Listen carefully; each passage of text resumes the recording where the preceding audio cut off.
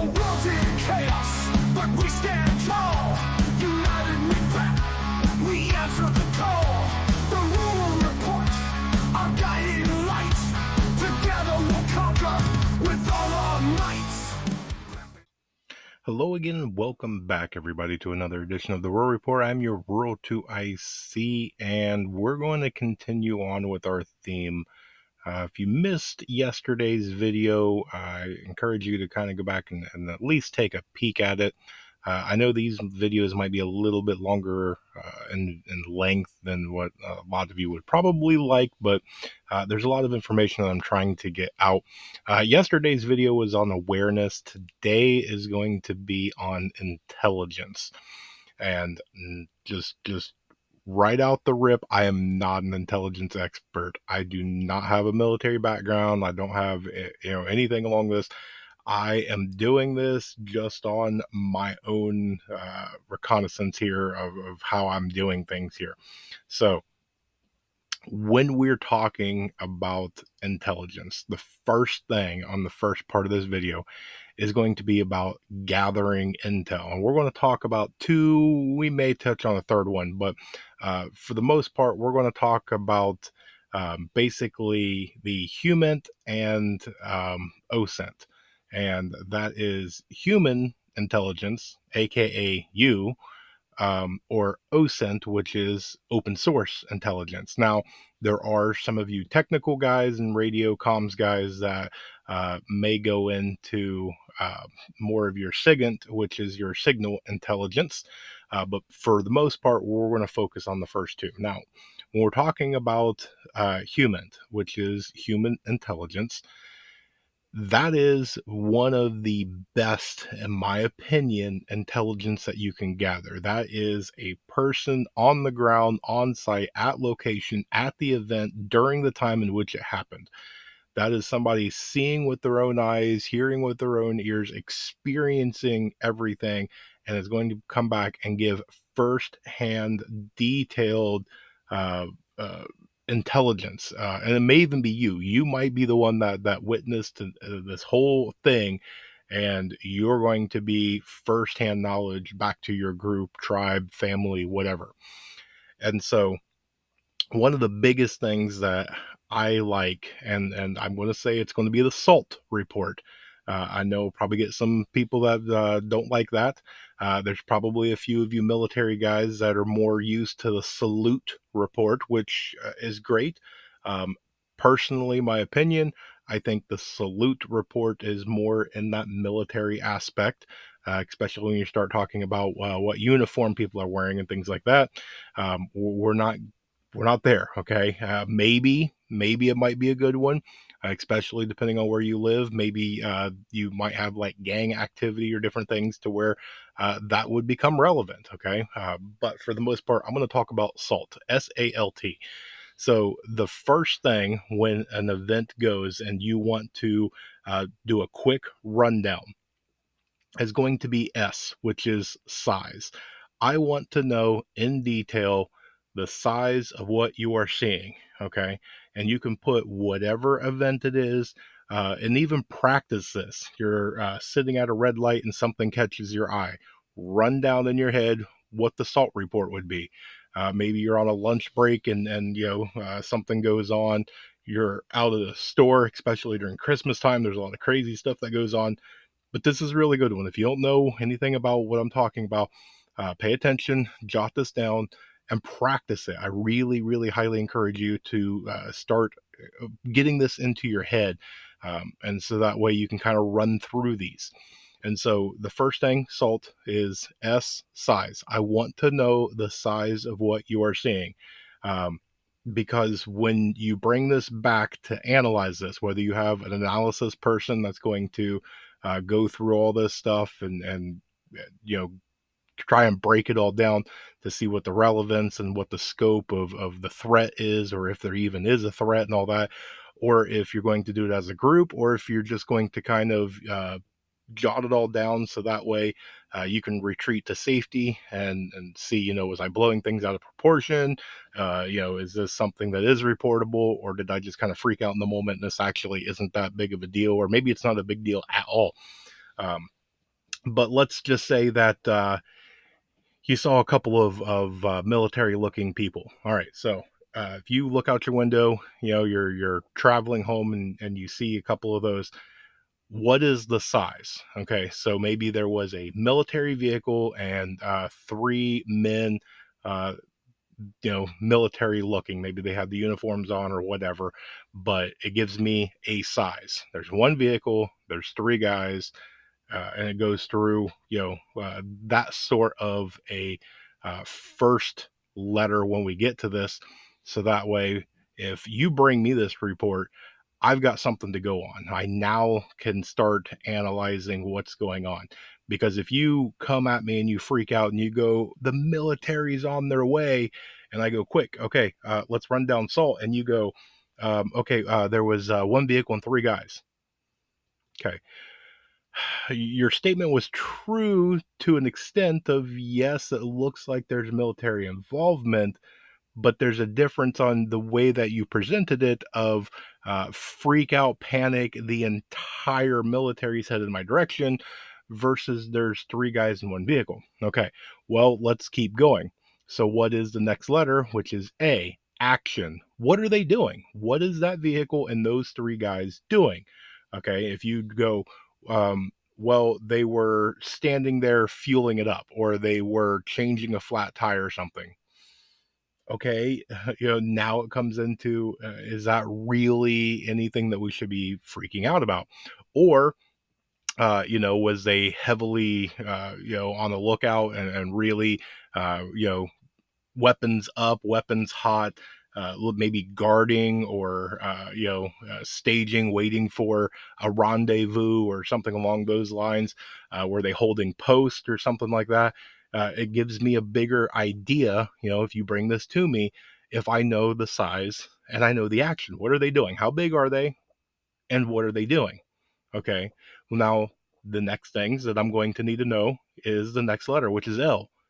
Location. Where were they? Okay. If they were in the middle of Walmart changing a tire, again, it's not that big of a deal.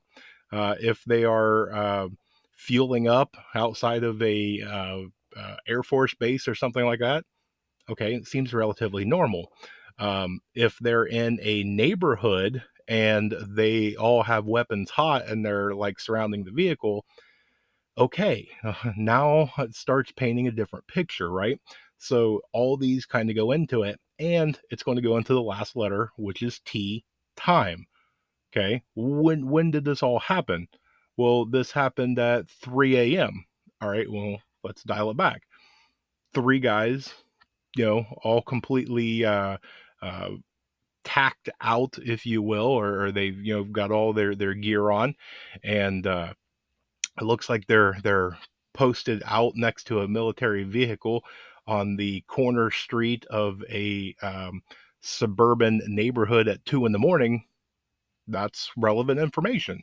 Versus they were changing tire on the side of the road, and no weapons hot, no nothing at 11:30 in the morning. Okay, you know a lot of that is the information that you need, so that way you can make a educated, not really an assumption, but you can kind of put everything into place to kind of see what it is. One of those, somebody comes running in and says, the military's coming. Okay, that's kind of a big thing. Now, when you start running down the SALT report, one of them veered to, well, that all sounds completely normal. Where's my threat assessment? It's extremely low. The other one, that puts the threat level up a little higher. Okay, why are they there? All those different questions. Um, and there's a lot of them too. Not really with this, but when you're reading some sort of like a blog, or you're watching a YouTube, or you're doing anything along those lines, that real quick, what you learned in like school and things, of the who, what, why, when, where, how, if you can answer those questions, that gives you intelligence, and it gives you a structure. A lot of this stuff, when we start talking about acronyms and whatever, all it does is it gives you structure, something built into your brain, so that way when something happens, you're not freaking out. And when you come back, you're like, okay, dude, what's going on? And they go, there's these guys and it just looks bad. Okay, I'm sorry, I need more than that, you know? You've come back, I need you to run down some sort of list. That's why they create SALT. That's why they create salute. That's why if you can come back and you can tell me the who, why, what, when, where, how, all that, it gives me that thing to where I can run down each one of those and I can start analyzing and putting into where the assessment lies. You know, is this something that needs to be on radar? Is this something that is, code red, high alert? Is this something that just seems completely normal and okay, thank you, I'll pin it down over here? So there's all that, and that is going to be your human intelligence. Now, the other part of intelligence is your OSINT, which is your open source. Now, while we have the internet and everything along those lines, we have the ability to go in and open source intelligence, gather anything that we want. There's all sorts of search engines that you literally can type in your question verbatim of whatever you want and gather as much intel as you have the time for or the stomach for, really. And so when you get those different reports, you're going to have to decide, and it's good to get a bunch of ones. You want as much human source as you can, but you also want your open source. A lot of those times, if you can get them to kind of mesh up a little bit, then it starts painting a little bit more of a picture. When you have one person that looks up in the sky and screams UFO, and you have three or four other people that looked up from a different point of view, maybe it wasn't as cloudy, maybe it wasn't foggy, maybe the sun wasn't quite where it was, whatever. They have a better picture and it was like, that's a drone or that's a bird or that's whatever. You know, when you get more of a sample size, you get a much clearer, much better picture. And it doesn't mean you discount the one that's completely off. Doesn't necessarily mean that they're wrong, uh, but it kind of gives you that more of an aspect because uh, no information is necessarily bad information. Okay. You're getting it. And it's that whole point of why are you getting it? Why are these four people giving me pretty much the same thing, but this one's kind of way over here different. There's similarities. Everyone looked up and there's something in the sky, but these people were able to almost clearly identify, and the other person is completely off. Okay. And it may not necessarily be what you think. Okay. It could be this person maybe has some sort of mental breakdown. Maybe this person has bad eyesight. Maybe this person has some sort of something to gain by spinning that story or lying or whatever else, the reason that you got that intelligence difference. So it's that whole thing. It's what you do with it. You can't just dismiss it. All information is good information if you know what to do with it. So now that we've got it, and now that you have learned, if this is your kind of introduction to SALT or salute or any of those, is I highly encourage you, as you go through the next week, 2 weeks, 3 weeks, whatever, run down through, maybe get index cards, maybe get some the yellow sticky notes, get something and just jot it down and just start getting your own little SALT reports, and you'll get better and better and better on the details and the different things that you put in there. Okay. Now, when you do this, if you are doing it, leave opinion out of it. It's only absolute facts that you put in there.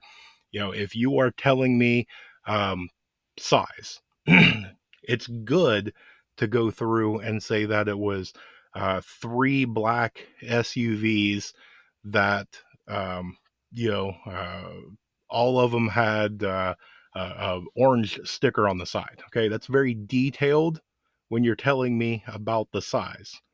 But when you go through and you say there's three cars and they all look to be no good. Okay, how do you know that? I want to know actual fact information, not what you think was going on.